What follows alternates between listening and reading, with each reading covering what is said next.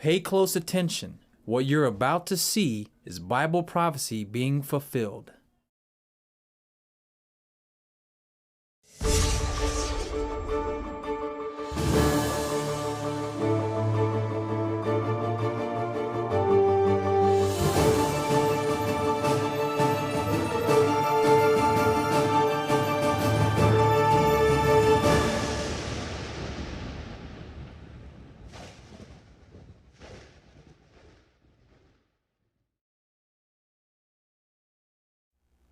Welcome to another edition of YPN News, bringing you news as it relates to Bible prophecy and foretold by Yishro Hawkins. Well, sadly, farmers are dumping rivers of milk out because they're saying they don't have anyone to buy it as a result of the coronavirus. Antibodies are being tested in the blood of people to see if they have recovered from the coronavirus, to see if they can find anything that will help prevent it and hopefully making a vaccine. And some states are really discussing taking the steps to reopen the economies because many people are desperate to get the economy fired up yet once again. But first, we're going to start off with millions of gallons of milk are being dumped out because farmers say that they can't sell it because about half of their customers are closed.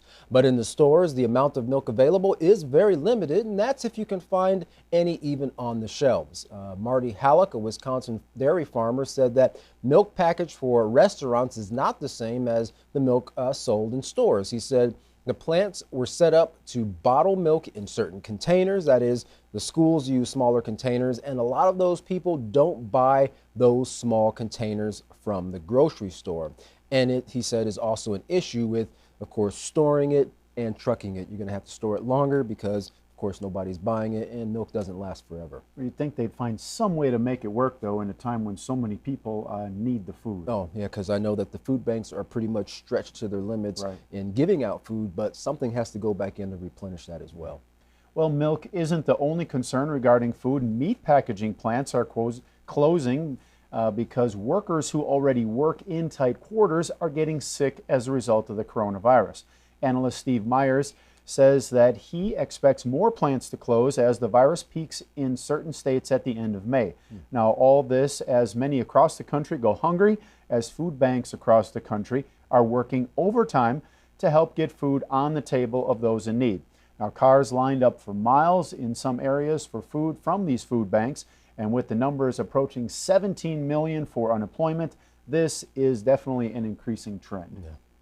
Well, many Americans spend quite a bit on eating out at restaurants and bars than at grocery stores, and that is what the supply chain was built for, bringing the country to, of course, the point it is at now. So much fresh food wasted when it's desperately needed the most. As the numbers of infected increases at meat packaging plants across the country, many large facilities are being forced to shut down due to the rapid spread of the virus. In Greenlee, Colorado, the JBS meat packaging plant recently lost one of their employees, Saul Sanchez. Now, Mr. Sanchez died from the coronavirus, where 30 others who also had tested positive at the plant, or they actually did test positive at the plant, that is now temporarily closed. So he was one of them that actually passed from the virus. Still 30 others tested positive. Right. And his daughter spoke regarding how diligent he was and the fact that he said, hey, look, you know, they're short-staffed there. You know, I need to go and work. So he was definitely a go-getter. Sadly, you know, he succumbed to the virus. Well, the Smithfield plant in Sioux Falls, South Dakota is experiencing the same thing, and they are closed indefinitely. Smithfield processes up to 5% of America's pork, and more than 300 workers there have tested positive for COVID-19. Now, the food processing industry is very stressed at the moment, and Caitlin Wolwack, an industry analyst at the University of Notre Dame, said, we're seeing a number of disruptions across a number of different categories, particularly the meat and dairy products throughout, she said, the entire supply chain. Well, consumers, on the other hand, are experiencing some shortages, but that's mainly due to hoarding. But there is food available. The problem is distribution. Now, at the grocery stores, more than 300 grocery workers have died from the virus, and unions say that more than 3,000 are out sick as a result of COVID-19. On the production side of things, farmers are destroying crops also to avoid a surplus of food, which would drive down prices and create another problem along the food chain. And you understand that farmers and distributors and so forth have to turn some sort of a profit, but there gets to a point where you will put the lives and the well-being of your fellow human being ahead of profit so that everybody can have what they need to survive. Right. Well, Dr. Fauci said recently regarding measures to reduce the spread of the coronavirus, he said, "I don't think we should ever shake hands again. To be honest with you, not only would this be a great way to prevent the coronavirus disease, it probably would decrease instances of influenza dramatically in this country." Well, other experts say that shoes could be the culprit for the spread of the virus, bringing it into your home, as scientists say COVID-19 can live on the soles of your shoes for up to 5 days. Wow, it's a long time. Well, Dr. Georgina Nano said that the recommendation is that you leave your shoes outside your house if you've been outside in public. Now, New Jersey Dr. Eric Penna said that the shoes that he uses at the hospital never come in the house. Other experts say that the concern over shoes is overblown. Dr. Jack Caravano said, "As you're walking on the street, whether it's in an urban or rural setting, we pick up tremendous amounts of particles, and all this material does have various contaminants in it." That's right. Well, in the test, the professional dancer's shoes were tested to see how bacteria spread and how it was tracked through her home. An ultraviolet light later revealed footprints all throughout her house, and the lab test revealed even a lot of bacteria, but they even revealed a dangerous bacteria that could lead to meningitis. Now, although the jury is still out on the matter regarding shoes, the recommendation is to wipe your shoes off with the antibacterial wipe before bringing them into your house. Then put them right in front of your door or just inside your door. But if you are going to wipe off your shoes, make sure you have gloves on, because otherwise you might risk getting that back on your hands. Back on your hands, that's correct. Well, we're now going to continue with looking at some of the doctors have been desperately searching for vaccines for the coronavirus. Right. So far, none have been successful. Now they're actually testing the blood of patients to see if they can find anything in there, these antibodies that could lead them to finding a solution to how fast this virus is spreading and what they could do to prevent it. So our field correspondent Larry McGee has the latest. Larry, just what are the doctors doing as they test blood? What are they looking for?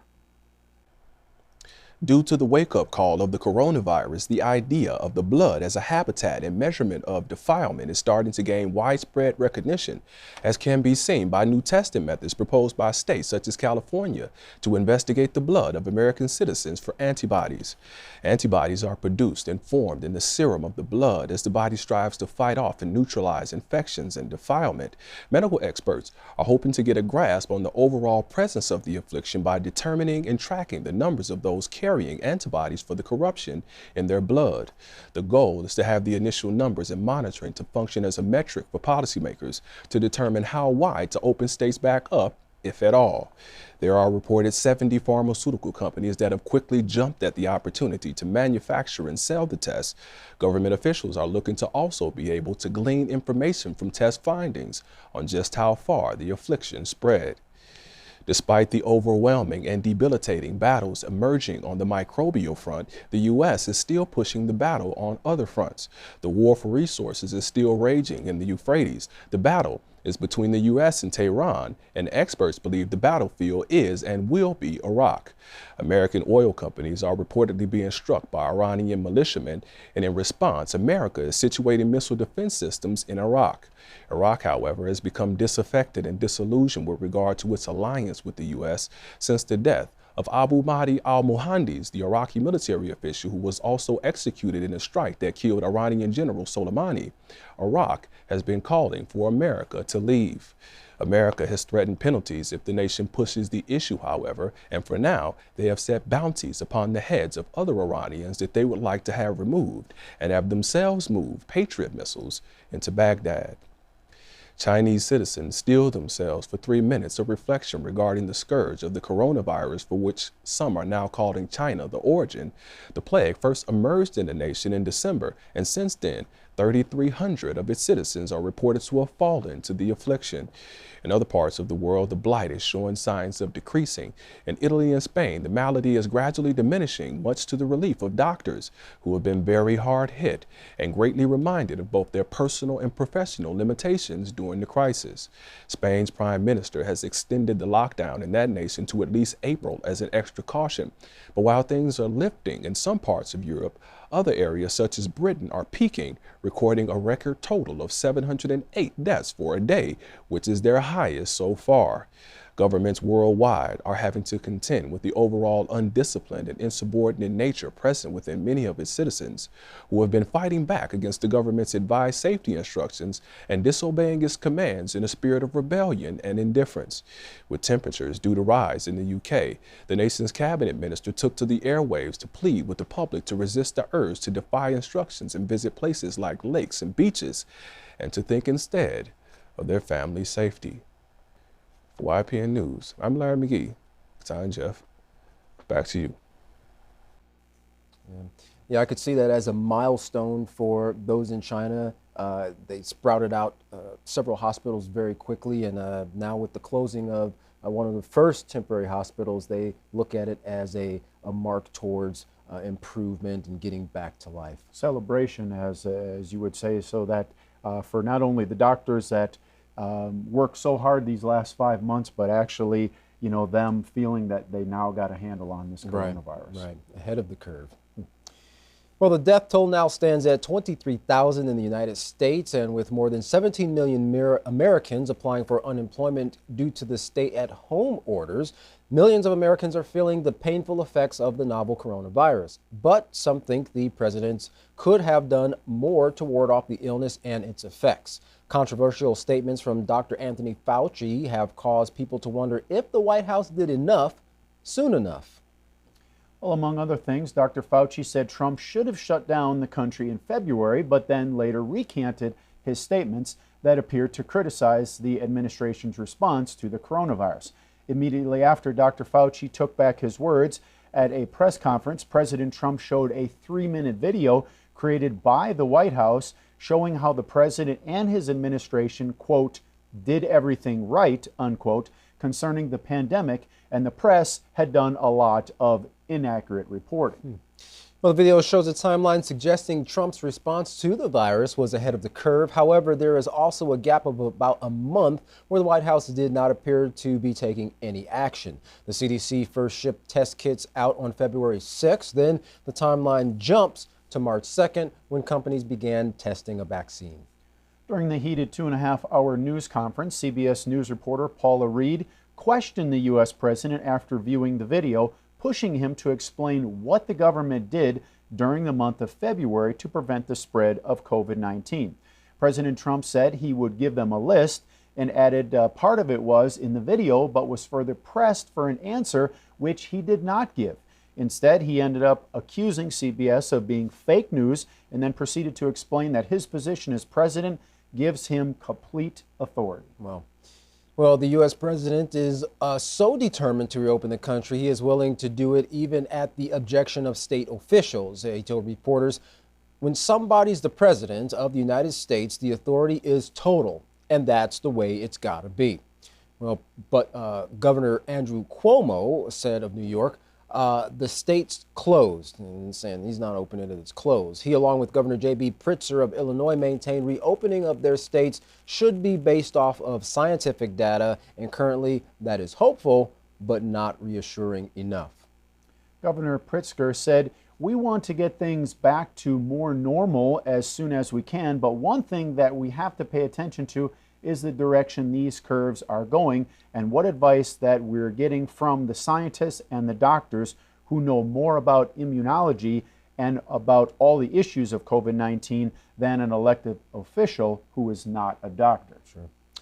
Well, despite the internal conflicts, governors are starting to report new signs of hope. Guardian aired New York Governor Cuomo's latest update where he said, quote, there is good news in what we're seeing, that what we have done and what we are doing is working.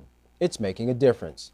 We took dramatic actions in this state with the New York Pause program to close down schools, businesses, And it's working. Social distancing is flattening the curve, and we see that again today so far, meaning what? He said, meaning that the curve is flattening because we are flattening the curve by what we are doing, in quotes. So in other words, it's not just going down on its own, but the efforts that the state implemented to reduce the spread is actually starting to see some benefits as a result. And they don't want that to change, so he's not willing to just open everything back up and then see a spike in the number of cases again. Well, Cuomo continued, if we stop what we are doing, you will see that curve change. That curve is purely a function of what we do day in and day out. Right now it's flattening. The number of patients hospitalized is down. And again, we don't just look at a day-to-day data. We look at the 3-day trend, but that number is down. Now, he explained hospitals are releasing more patients than are being admitted. So he says, we see the quote-unquote flattening of the curve. And that's really what everybody's looking for, is that curve going down. They want to get it down to where it's just leveling off. Well, New Jersey Governor Phil Murphy was also cautiously optimistic with his most recent update, saying, while we're not anywhere close to being out of the woods as of yet, we are really on the right path to getting there. Well, showing his first slide, he explained the gradual rise in total number of positive test results is expected and could go even higher. But then he added, however, what we are seeing in real time and over the past week is a decline in the growth rate of new cases from 24% day over day on March 30th to roughly 12% today. Well, Governor Murphy continued, this means that our efforts to flatten the curve are starting to pay off, even with the lag time in getting testing results back from the labs. Now, there may still be an anomalous days with spikes and troughs, and we've seen them already, but the overall curve that we fit into the data is beginning, and I say beginning, and I use that word again cautiously, beginning to flatten. Our job now is to keep flattening it to the point where our day over day increase is not just 12%, but is 0. The New Jersey governor continued to encourage citizens to keep practicing social distancing, smart hygiene, and stay at home unless they have a real need to meet in going out, like performing an essential job. He said, if we follow these practices, quote, we can get to the peak of the curve, the flatter curve, much more quickly, which means we could drop down the other side of that curve much more quickly as well. Now, interesting, Katan, what we're covering here, we're starting to see that flattening of the curve. You know, everybody is being cautious because they don't want to open things up too quick. But interestingly, this is exactly what Yeshua Hawkins has been saying, and he used China as the example, which we've reported that 5 months. They started in December, now in the 4th month here. 5 months later, it is going down, and they're actually celebrating that they have the coronavirus beat. So, of course, United States about a month and a half behind them, so we're still in it here a little bit, but nevertheless, we're starting to see it go in that direction also. So, and you know, again, interestingly, all the information that Yeshua Hawkins uses is from the Holy Scriptures, where he's getting this, showing that the answers, as he said many years, they're in the books. You just have to find them. That's right. And to find out more information regarding the information that is given in the Holy Scriptures, you can contact the House of Yahweh. And of course, when you do, don't forget to request your free copy of the Prophetic Word magazine and the monthly newsletter. Here's how. You can write the House of Yahweh at the House of Yahweh, P.O. Box 2498, Abilene, Texas 79604. You can call them at 1-800-613-9494. You can visit them on any of their websites by going to Yahweh.com, YeshuaHawkins.com, or Yahweh'sBranch.com. You can visit our website by going to YPNnews.com. You can email the House of Yahweh at info@Yahweh.com. And for all calls outside the United States, please dial the number on your screen. And of course, don't forget the Yisrael Says and Ask Yisrael program that will be a beneficial aid in helping you understand in your studies of the Holy Scriptures. You can find that by going to YisraelSays.com and AskYisrael.com. Well, don't go anywhere. Up next is another informative message from Yeshua Hawkins. From all of us here at YPN News, I'm Jeffrey Heimerman. And I'm Katan Alexander. Thanks for watching.